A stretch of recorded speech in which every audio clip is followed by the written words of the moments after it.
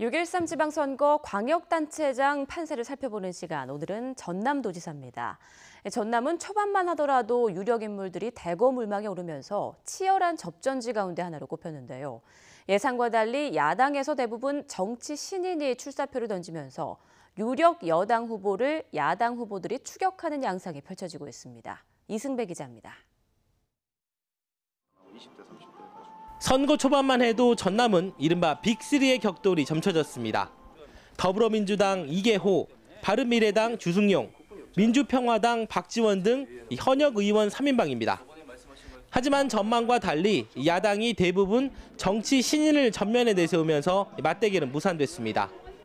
더불어민주당은 치열한 경선 끝에 문재인 정부 초대 농식품부 장관을 지낸 김영록 후보가 도전장을 냈습니다.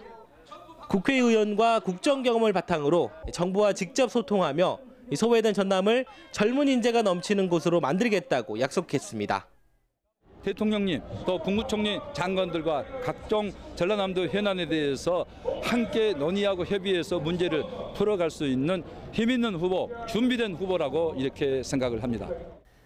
바른미래당에서는 친환경 농업 벤처기업가인 박매호 후보가 출사표를 던졌습니다. 기업 운영 경험을 밑거름으로 위기에 빠진 지역 경기를 되살려 사람들이 다시 전남으로 돌아오게 하겠다는 포부를 밝혔습니다. 기업인으로서 세일즈 도시사가 돼서 전남에서 생산된 물건의 50% 정도는 저희 전남 도에서 세일즈 도시사로서 확실히 팔아드리겠다는 게 제 공약이 되겠습니다. 민주평화당 민영삼 후보는 당이 아닌 인물을 보고 투표해달라며 바닥을 누비고 있습니다. 노인이 편히 노후 생활을 하고 청년들도 더는 서울로 떠나지 않고 정착하는 전남을 만들겠다는 목표를 세웠습니다.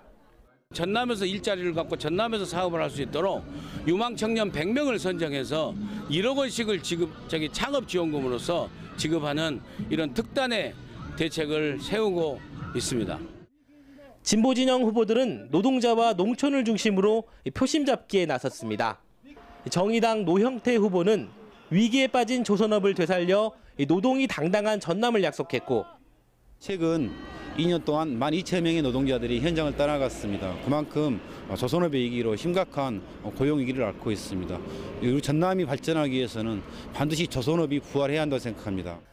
민중당 이성수 후보는 농민수당으로 농업의 가치를 존중받게 해 농민과 농촌을 되살려 행복한 전남을 만들겠다고 말했습니다. 농업, 농촌, 농민을 살려야 합니다. 일반적인 방식으로는 되지 않고 농업 대혁명을 이루어야 됩니다. 그래서 우선 농민수당 240만 원부터 도입하겠습니다.